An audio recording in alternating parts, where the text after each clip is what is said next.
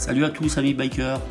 Alors aujourd'hui je reviens avec une petite vidéo pour vous représenter un VTT que j'ai depuis 2007 qui est le Scapin Murdoch en 26 pouces mais que j'ai remis au goût du jour en l'équipant de roues 27 pouces et demi. Ce qui n'est pas toujours possible à faire. J'avais pris les mesures, les cotes, calculé les différences de diamètre entre les roues et ça passe, mais ça passe juste, vous allez le voir. Donc les roues que j'ai trouvées, ce sont des Mavic Crossmax SL Pro LTD d'occasion, qui sont quand même de belles roues, assez légères, très rigides, avec un look assez sympa. Alors pour que ça passe, j'ai changé les pitons qui étaient dessus, pitons en 2.10, et pour mettre des Maxxis Race TT en 27.5 x 2. Et là on voit le dégagement au niveau du pontet de fourche, de l'arceau de fourche pardon, qui voit un petit centimètre, donc ça permet de passer. Faudra bien sûr pas trop rouler en condition boueuse. La fourche c'est une DT Swiss Carbon haut de gamme, sans blocage ni sur le centre ni en haut du plongeur, mais avec des réglages très sensibles possibles. Donc T-carbone et fourreau carbone, ainsi que l'arceau. On voit bien entendu la longueur des gaines qui était longue déjà à l'origine, et le passage externe de la câblerie, ce qui ne se fait plus de nos jours. Centre 3T carbone, potence Easton C90, donc on a un centre qui fait 680 de large, des manettes SRAM-XO en 2x10 puisque le vélo est monté avec un double plateau.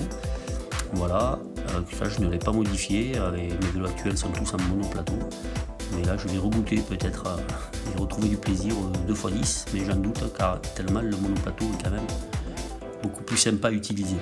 Tige de sel intégrée sur ce cadre en carbone 3K qui a un super vernis et c'est quasiment pas altéré avec les 10 années, il est resté très beau.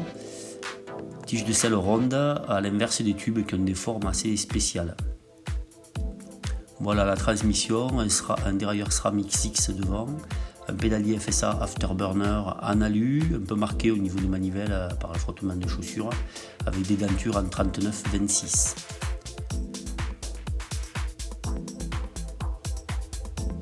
Le dérailleur arrière c'est un SRAM XX, donc en 2x10 vitesses, et la cassette, l'étagement des cassettes en 10 vitesses, je pense de mémoire que c'était du 11-36 dents pour le pignon le plus grand.